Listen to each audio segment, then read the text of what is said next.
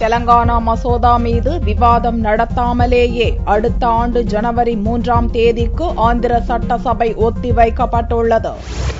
தெலங்கானா தனி மாநிலத்தை உருவாக்கும் ஆந்திர பிரதேச மறுசீரமைப்பு மசோதாவை ஆந்திர சட்டசபைக்கு ஜனாதிபதி பிரணாப் முகர்ஜி அனுப்பியுள்ளார். கடந்த திங்களன்று சட்டசபையில் தெலங்கானா மசோதா தாக்கல் செய்யப்பட்ட நிலையில் சீமாந்திரா எம்எல்ஏக்களின் எதிர்ப்பால் மசோதா மீது விவாதம் நடத்துவதில் இழுபறி ஏற்பட்டது. வியாழனன்று சட்டசபை கூடிய போதும் சீமாந்திராவைச் சேர்ந்த அனைத்து கட்சி எம்எல்ஏக்களும் சபையின் மையப் பகுதியை முற்றுகையிட்டு தெலங்கானா எதிர்ப்பு கோஷங்களை முழங்கினர். இதனால் கிறிஸ்துமஸ் புத்தாண்டு விடுமுறைகளுக்கு பிறகு ஜனவரி 3ஆம் தேதிக்கு சபையை ஒத்திவைப்பதாக சபாநாயகர் நடேந்த்லா மனோகர் அறிவித்தார். தெலங்கானா மசோதா மீது விவாதம் நடத்த வேண்டும் என்பதில் உறுதியாக இருந்த தெலங்கானா எம்எல்ஏக்கள் சபை ஒத்திவைப்புக்கு கண்டனம் தெரிவித்தனர். முன்னதாக சட்டசபை ஜனவரி 3ஆம் தேதி வரை ஒத்திவைக்கப்பட போவதை அறிந்த தெலங்கானாவைச் சேர்ந்த தெலங்கானா ராஷ்டிரிய சமிதி, பாரதிய ஜனதா, இந்திய கம்யூனிஸ்ட் மற்றும் ஆளும் காங்கிரஸ் கட்சி ஆகியவற்றின் எம்எல்ஏக்கள் சபையை ஒத்திவைப்பதை தடுக்க பலவித முயற்சிகளை மேற்கொண்டதால் தலைமைச் செயலகத்தில் பெரும் பரபரப்பு காணப்பட்டது.